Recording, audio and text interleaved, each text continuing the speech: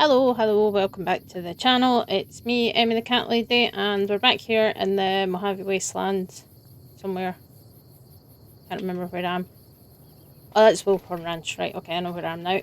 We're going to talk about episode 6, The Other Player. So a very, very interesting one. I'm going to just go through the episode in order of kind of what happens because all the kind of plot threads are starting to kind of weave together now, and we're starting to kind of see where things are going. So we kind of start out focused on Barb Howard in this episode, and she's at her office sitting through several meetings with the same uneaten plate of food in front of her.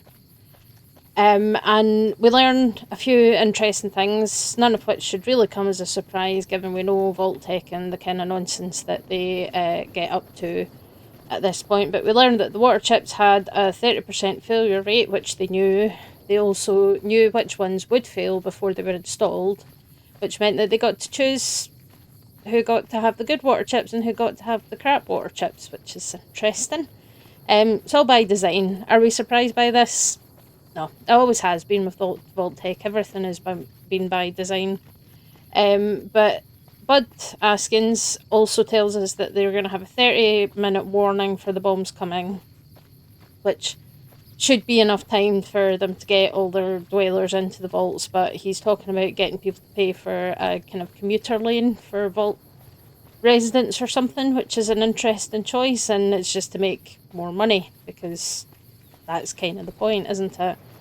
And you can see that Barb looks unwell here. You know, they've definitely done something with the actress's makeup to make her look tired and make her look like she's maybe losing a bit of weight and things. And the fact that, you know, I think it's interesting to note that everybody else in these meetings is eating. You know, they're all eating food except for her. She's got this plate of food in front of her that she barely touches. She pokes it with her fork, but she doesn't eat anything. And it seems to be the same plate of food that's there for several meetings. The only other person that doesn't eat anything is the pseudo Mr. House, who's just smoking his cigarettes. But that shot of the close-up of her eye with the reflection of the family photo in it is really chilling, because whatever kind of stuff she's said and done, it does seem to be that her intention is to protect her family, and that seems to be her goal. So that's very, very interesting. And then we kind of get back to our girlfriend who is in a bit of trouble in Freeside. The folks in Freeside don't really care, they're just walking past him and ignoring him, but he's starting to show signs that, you know, he's becoming feral. That's starting to happen, and the dog picks up his hat and then runs off, which isn't looking great for him. And then we go back to the Lucky 38 hotel room in Vegas, and Cooper lays it all out. He basically calls Barb out. What she said about the bombs is pretty brutal, but he tells her that he is aware of everything that was said in that meeting. So, you know, things are getting complicated there, unsurprisingly. And then we cut to Lucy, who wakes up in this nice clean bed with all the mod cons of a vault bedroom. She's got a pretty yellow dress hanging up and a Giddy Up Buttercup toy. Now, Lucy's an adult, we know this. She's, as far as I can tell, she's supposed to be in her kind of early 20s or something. She's a bit naive, sure, you know, but she was old enough to get married. So this room is probably supposed to be reassuring for her, you know, to make her feel at home, to make her feel like she's back in the vault. I think that's what Hank's trying to do. But with leaving the Giddy Up Buttercup toy and things, it's very infantilizing, you know. He's trying to treat her like a little girl, and she's far beyond that now. You know, she's been out there, she's seen some things, she's killed people. She's not that little girl that he left behind anymore, and she's not as naive as she was. So, you know, there's a real contrast as well with this clean yellow and blue room because, you know, Vault-Tec, like, they're theming as much as anybody else does. Brand identity and all that jazz, you know. But, you know, there's that contrast between the nice room and then the fact that, you know, she's covered in blood, her vault suit's filthy, her face is dirty, her messy hair. She's been tainted by the wasteland, and Hank wants to make her clean again. And that, combined with what he's been doing with these mind control devices, is very, very uncomfortable. You know, and you can see that now we've got this synchronized manufacturing of creepy mind control chips. He's been collecting people from all across the wasteland and fitting them all with these devices to make the perfect employees, because isn't that the goal? Corporate employees who do their jobs with a smile, never complain, never question, never ask for more money. Is that what phase 2 was? Is that what the end goal was supposed to be for the 32 and 33 vault dwellers? It makes me wonder. And then, of course, we've got this simulation of the vault living quarters, and it's this very creepy, like, yeah, you're fine now. Big bad wasteland can't hurt you. We're just going to get back to normal. He's cooking breakfast like nothing happened. But you can see the scar on his face from where the bullet grazed it. So he's not come through this completely unscathed. And he just wants to pick up the family book club again like nothing happened. There's not even a question of what happened to Norm. He doesn't even ask about Norm or anything like that, which kind of makes me wonder if he knows.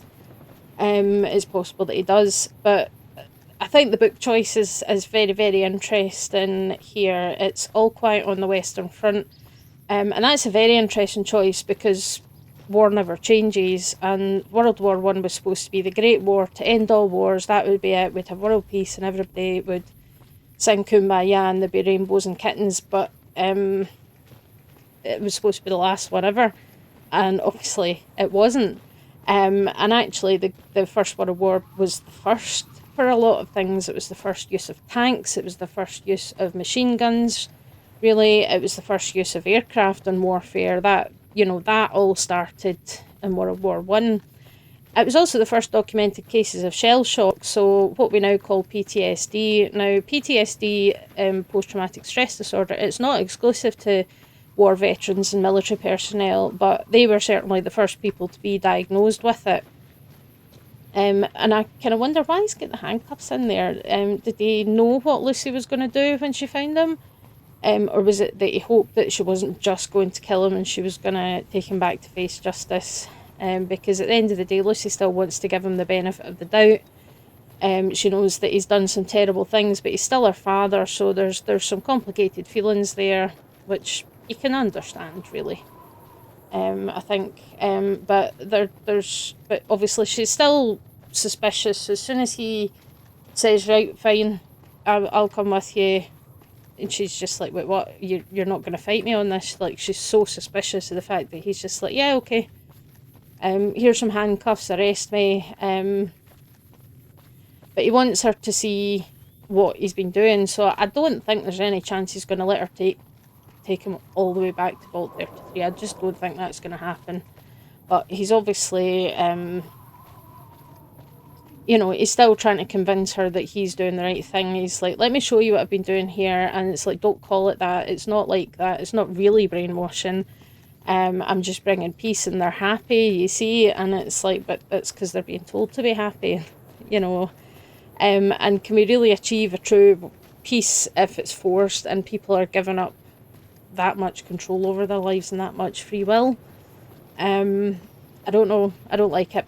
I don't like it at all. And then we catch up with Thaddeus and Maximus, who are making the wise choice to leave the power armor behind because, let's face it, the Brotherhood will track it, and Maximus does point this out, so it's definitely sensible. And then Thaddeus is just like, no, we need to sell that. He's just embracing capitalism entirely, which is why he was making children work, 22-hour days.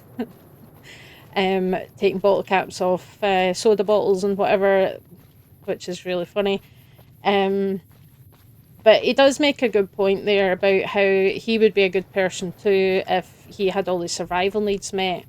And I think that's something to bear in mind in the wasteland, especially. Most people don't have all their survival needs met. Water, clean water is hard to come by, food is hard to come by, and the only way for people to have their survival needs met is to work hard, so potentially backbreaking work and risking their necks every single day. This guy, he's a merchant here, and he's got his Brahmin and things. So, you know, there are trading posts, and Vegas is doing better than a lot of places, but even so, you know, people are still shooting each other, people are still killing each other over things out here, because they're all just fighting for survival. But when people don't have to fight for survival, that's when it's easier to be kind, to care for other people, to, you know, that kind of thing. It's very, very interesting point there, and it's not wrong. You know, people will do all sorts of things out of desperation to survive, because that survival instinct is pretty innate, same as it is in any animal. You know, it's all life wants to do is to survive. So you know, and it's easier to follow the law that when you don't have to fight for your survival, when you're not having to scrape together every last coin just to buy food and things like that. But you know, it's an interesting one. But then we cut back to the ghoul, and it's night time now, and he's really not doing too well at all. He's fighting it off as much as he can, but he's really struggling to hang on to his identity as the fertilization is progressing. And it's the first time I think we've really heard him acknowledge his real name as Cooper Howard, and not be just referred to as the ghoul, which I think is very interesting. But it's clinging on to that identity and remembering this is who I am. But it's not even his own name that's what kind of spurs him to keep fighting. It's his daughter's name. It's the thought of his daughter, knowing that she is alive, and that's what's keeping him going, and that's what's always kept him going through all this time when he's been in the wasteland. Is just the thought of finding his daughter and finding out what happened to her. And now that he has confirmation, at least as best as he can tell, that she's alive, that's what kind of helps him hang on to that last sort of shred of his humanity. But the injury and the pain is probably not doing him any favours becoming feral either. You know, he's been impaled. It's not a minor injury. So, you know, again, that can sort of kick off these kind of animal instincts and possibly progressing the fertilisation process further. And what he does there, it's pretty brutal, but it shows that, you know, he's very resilient, this man. He's very determined. He's just not quite strong enough to get himself out of this situation at this point in time.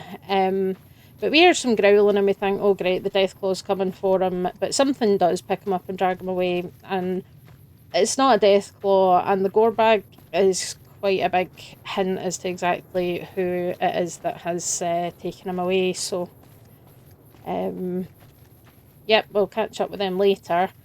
But we're back in Vault 33 now, and the inbreeding support group is so big that they're turning people away. Reg has basically started a cult based around snacks, and it's kind of, it's all gone a bit nuts, really. Everybody's losing the plot a little bit.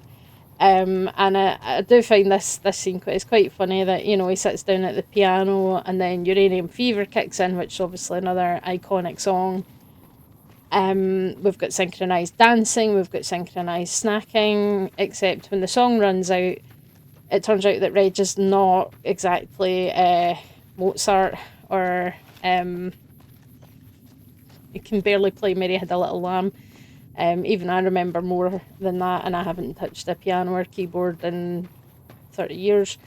But Betty turns up, and she's here to break up the party with Vault-Tec security because the water situation's getting worse because of these meetings and taking extra water rations and things like that. So it's becoming a bit of a problem that she's having to deal with.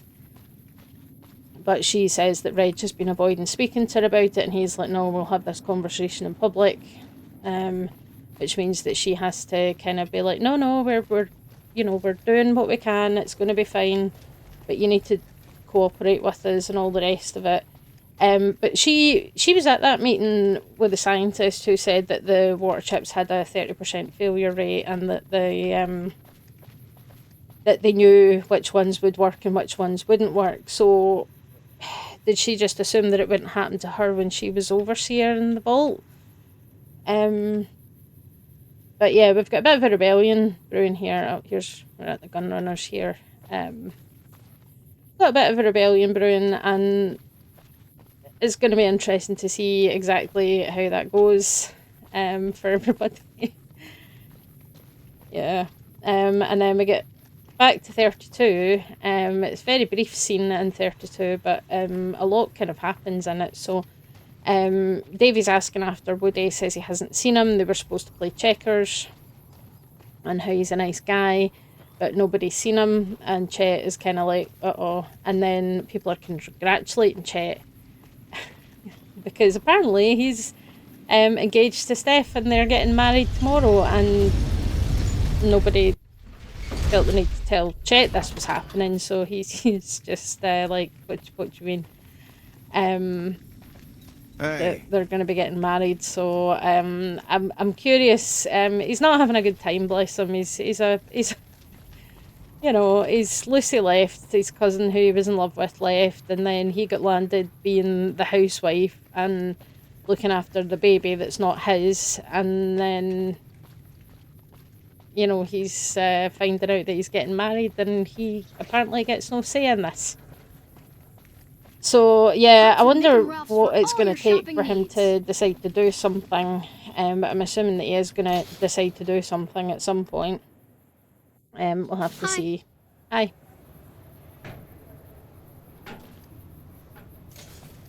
Oh yeah, we ended up back in Freeside here, which is quite good because we are back to the ghoul and his big green friend who's dragging him away. So yep, we've got a super mutant, and I was double checking something on IMDb, and it's Ron Perlman that's voiced this super mutant, which, of course it is. I mean, who else? Who else would it be? But really good to hear that voice in there. And he's healing the ghoul with a chunk of uranium. Rather harsh way to go about the process, but you do what you have to do, I suppose. But he's collecting allies to work against the Enclave. So the Enclave are getting brought up once again.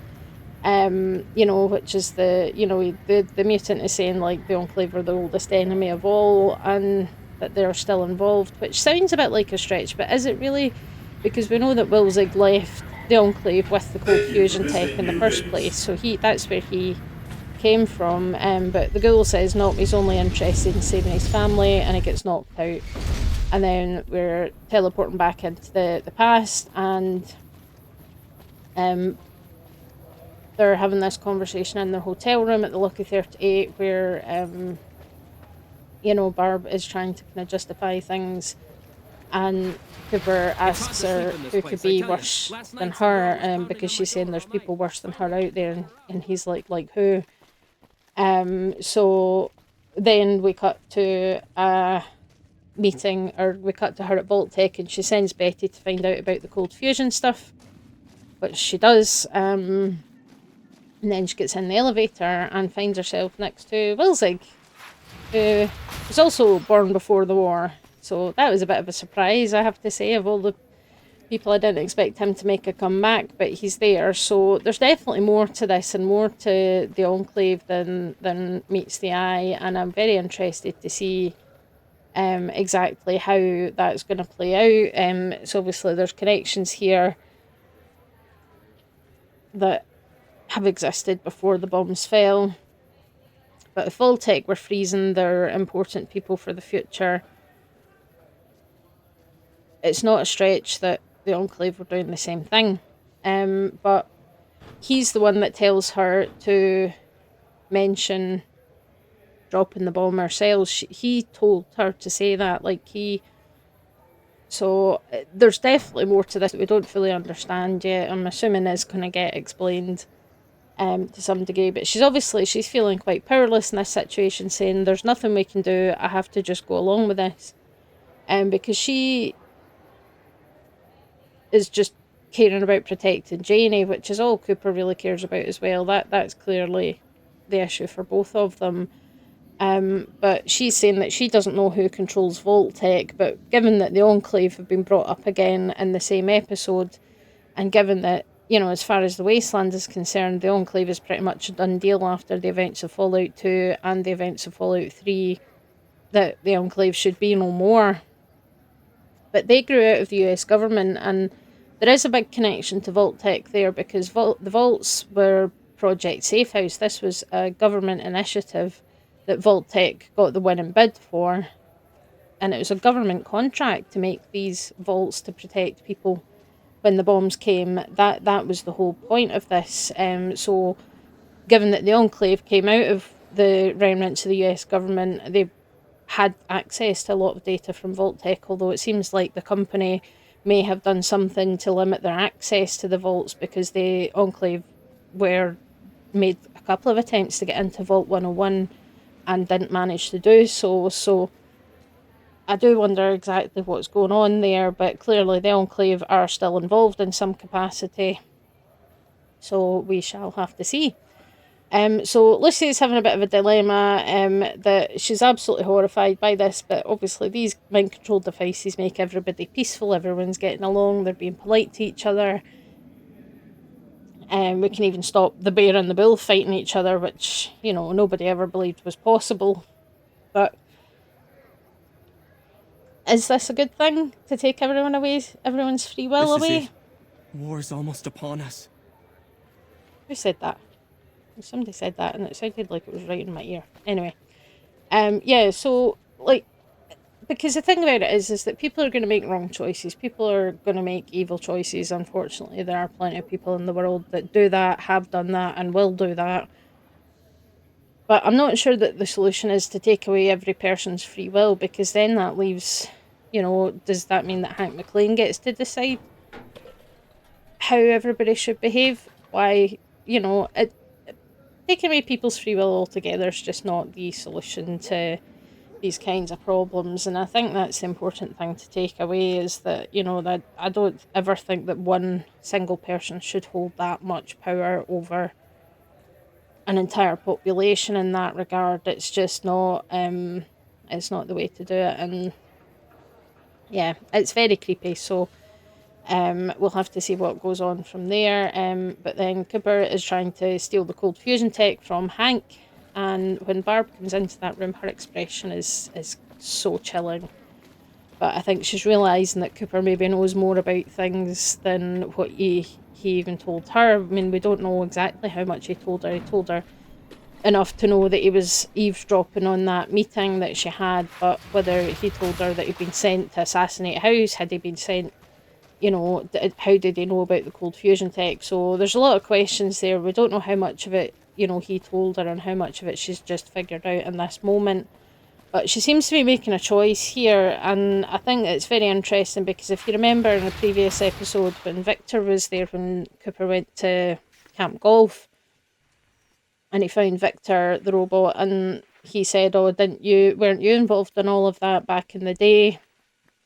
So that he was obviously involved in something with this technology in the pre-war time, and we know that it was what Mr. House thought he needed, because for his plans to completely work, he needed power, which is why he needed control of Hoover Dam in this game.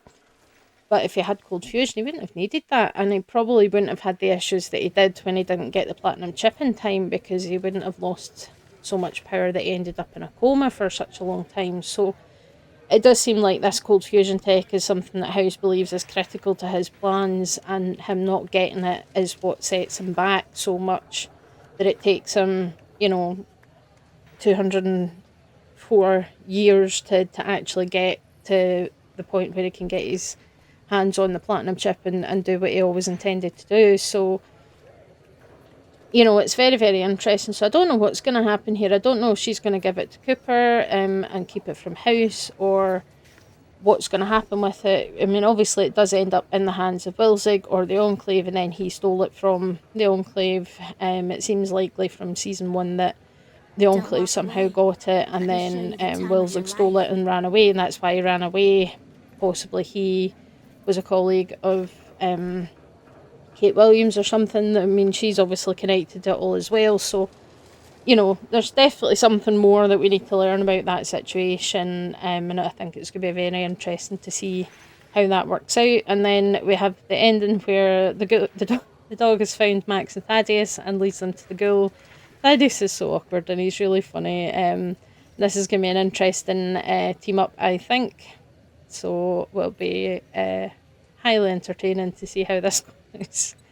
I quite enjoyed the end credit sequence this time. I mean, I think they're always really good, but it's showing us a bit of the disconnect in Vault Tech that, we've got this pamphlet, so you're thinking of having your brain removed. And it seems that Bud Askins was a bit of a fan of Grognak the Barbarian as a senior, junior vice president, which is just too many titles for one man to have, in my opinion. But his HR, R&D lives alongside door engineering and FEV cultivation too, so that's a recipe for disaster if ever I saw one. So yeah, that was quite a fun one, an interesting episode. I say it definitely feels like we are starting to, characters are starting to kind of connect up again. That Maximus and Thaddeus are coming back into the game, and they're going to obviously be joining up with the Ghoul in some capacity. We're starting to fill in some of the blanks in the pre-war, although this episode raises just as many questions as it answered, I think. But, we've got the first super mutant involvement, which is going to be interesting to see, and that they're bringing up the Enclave, while we're also getting questions about who controls Vault-Tec, who's in charge there. And they had a government contract, so it's not out of the realm of possibility that the US government and what would go on to become the Enclave are the ones in charge there. It's absolutely a feasible possibility. They're definitely going to be more involved, I think, going forward. So, yeah, a good episode. Definitely bring us towards some kind of conclusion of the season, I think, and our plot threads are starting to come together. But as always, I think the world building is really, really interesting. Obviously, I'm coming at this as someone that's a fan of the games and knows the game lore pretty well. But even people, there's a couple of people I've seen, and one of my friends who's not a gamer but really enjoyed season 1. I have to actually speak to him and find out what he thinks of season 2 so far. Who really enjoyed the show, but not somebody that would ever play the games. But the fact that people that haven't played the games can sit down and watch this show, and they can really get a lot of that information, a lot of the background information from watching the show. That's world building done right, in my opinion. But obviously things are progressed as well, so there's a lot of things that have changed since the events of the games in various places. It does kind of sound like Arthur Maxon's still around, unless he had a son in amongst taking down the Institute and whatever else he's been up to over in the way on the East Coast. Who knows? But yeah, I'm looking forward to the next episode and seeing what comes next. There's a lot to it, and I think it's going to be very interesting. I think this one's ending up being a bit shorter because there's not a lot of new reveals. It's all it's all just Patrolling the connecting. Mojave almost We're makes starting you to wish for a connect the nuclear dots. winter. You don't need to shove me out the way. That's rude. Bloody NCR. She sobered up fast. That was impressive. Got to love the NPCs in here, but yeah.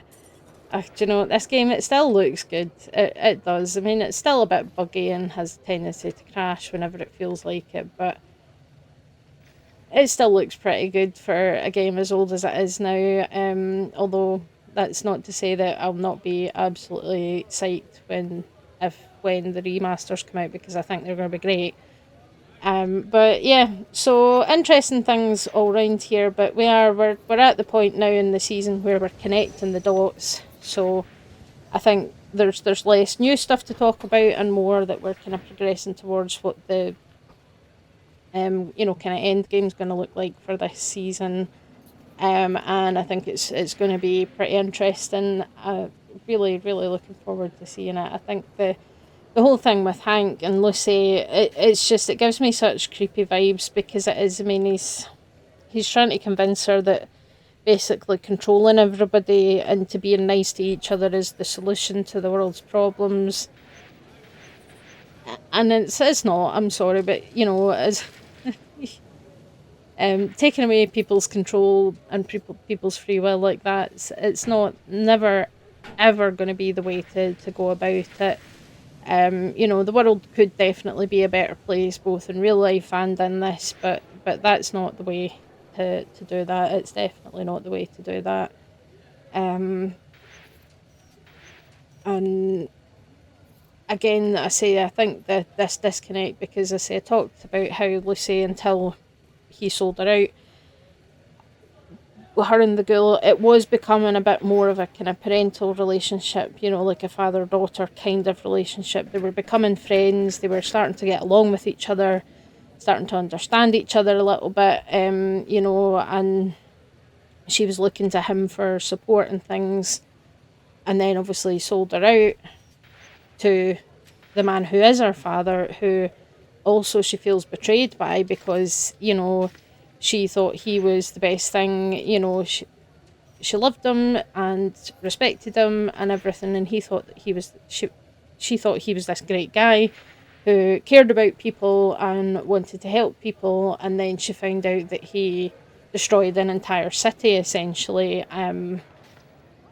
because he didn't like what they did, and he didn't like the fact that his wife ran away with her children to this place, because that's part of it as well, is that she took his kids away, because it's quite clear that Hank likes to have control of the people in his life, and this is why this device, basically, this is why he's doing this, because it's something that he wants to have that control. And that's the most extreme form of it. Being the overseer is a form of control, because you do get to dictate what jobs people do and how people can live their lives and things like that. But this is quite a few steps beyond that, to have that absolute control over people. And he's trying to do that with Lucy, but without using this force on her. But he's trying to